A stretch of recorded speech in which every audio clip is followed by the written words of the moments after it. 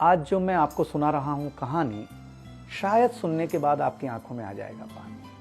ये कहानी लगन, समर्पण, निष्ठा और साथ की है। ये कहानी जितनी मेरी है उतनी ही आपकी है। इस कहानी का जो मुख्य किरदार है वो हमारे आपके जीवन का आधार है। वो आपके लिए ज़्यादा, अपने लिए कम बनी है। हाँ जी, बिल्कुल सही समझ रहे हैं आप। वो हमारे आपकी पत्नी है। वो हमारी आपकी पत्नी है। कभी आपने सोचा कि वो आप एक के साथ रिश्ता जोड़ा था, लेकिन एक के साथ रिश्ता जोड़ने के लिए उसने घर, गली, आंगन, मोहल्ला, सखी, सहेली, माँ बाप, न जाने कितनों रिश्तों से अपना मुंह मोड़ा था। याद करिए, जब आपके साथ ब्याही थी और आपके घर आई थी तो बहू, भाभी, दुल्हन, न जाने कितने नामों के साथ बुलाई जाती थी। ये सुनकर के वो मन ही मन मुस्कुराए जाती थी। घर के सारे लोग उसी के भरोसे रहते थे। शायद इसीलिए अंग्रेजी में हम उसे हाउसवाइफ कहते थे। कुछ ही दिनों तक उसने दुल्हन होने का आनंद जिया। फिर झाड़ू, पोछा, बर्तन, चूल्हा, चौका, इन सब ने उसको जकड़ लिया। रोज हमारे लिए नाश्ते से लेकर खाने तक कुछ खास रखना, हमारी लंबी उम्र के लिए न जाने कितने उपवास रखना। कुछ महीनों बाद किलकारी गूंजी तो सारे ख्वाब सजे। वो मां बनी तो हम भी बाप बने। जैसे जैसे वो उम्र की सीढ़ियां चढ़ती गई, जैसे जैसे वो उम्र की सीढ़ियां चढ़ती गई, जवाबदारियां कुछ न कुछ रोज बढ़ती गईं। एक तरफ बच्चे पे नजर, दूसरी ओर मैं ऑफिस के लिए लेट न हो जाऊं इस बात का डर। सब कुछ बराबर हो, कुछ रह न जाए, और इस बात पर भी ध्यान कि गैस पर रखा हुआ दूध कहीं बह न जाए।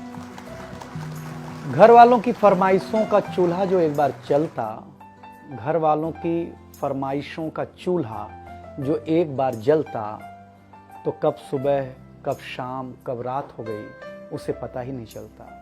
इन व्यस्तताओं के बीच समय का चक्र कुछ इतना तेजी से चला, मुन्ना कब मनोज हो गया, मुन्नी कब सुमन, पता ही नहीं चला। अब तक जो था प्यार, अब उसने अपना नाम बदल करके रख लिया था तकरार। बेटी को लेकर के कहना कि कुछ ज्यादा ही मन बढ़ा रखा है, तुम्हारे प्यार ने इसको सर पे चढ़ा रखा है।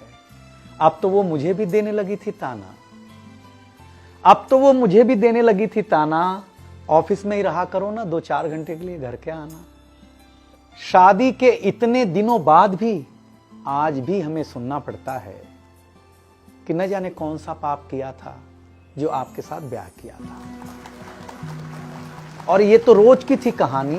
कितना जोर से कहना कि घर के सारे सदस्य सुन लें कि एक दिन बीमार होती हूं ना, तो एक दिन बीमार होने पर किसी को कोई देता नहीं है 1 गिलास पानी, लेकिन जैसे ही उसे आपके तबीयत खराब होने का होता आभास, आकर के बैठ जाती थी आपके पास।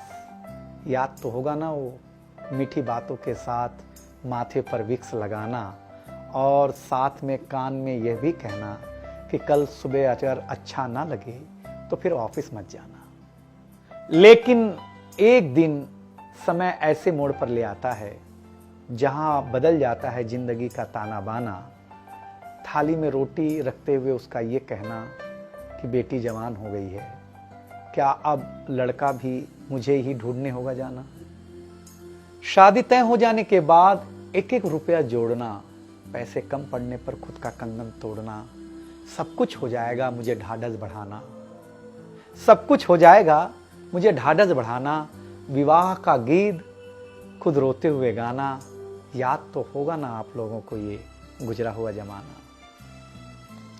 कुछ समय बाद जब हम जवाबदारियों से मुक्त हो जाते हैं तो कुछ ज्यादा ही धर्मयुक्त हो जाते हैं। उम्र के अंतिम पड़ाव पर हम बीमारियों के बीच जीने लगे हैं। बिना शक्कर की चाय पीने लगे हैं। लेकिन सच ये है कि जब तक हमारी आपकी पत्नी साथ है, चाय मीठी हो न हो, लेकिन जिंदगी में पूरी मिठास है। जबकि पत्नी के बारे में बहुत कम लिखा गया है, हर जगह माँ का ही गुणगान है। मैं मानता हूँ कि माँ महान है, लेकिन आपके जीवन में आपकी पत्नी का भी महत्वपूर्ण योगदान है। तो आपसे निवेदन इतना सा है कि आप अगर घर पर हों या घर पर जाएं, तो अपनी पत्नी का हाथ हाथ में रख करके संतोषानंद जी का लिखा हुआ एक गीत गाएं कि तू धार है नदिया की, मैं तेरा किनारा हूं, तू मेरा सहारा है, मैं तेरा सहारा हूं। आंखों में समंदर है, आशाओं का पानी है, जिंदगी कुछ भी नहीं, तेरी मेरी कहानी है।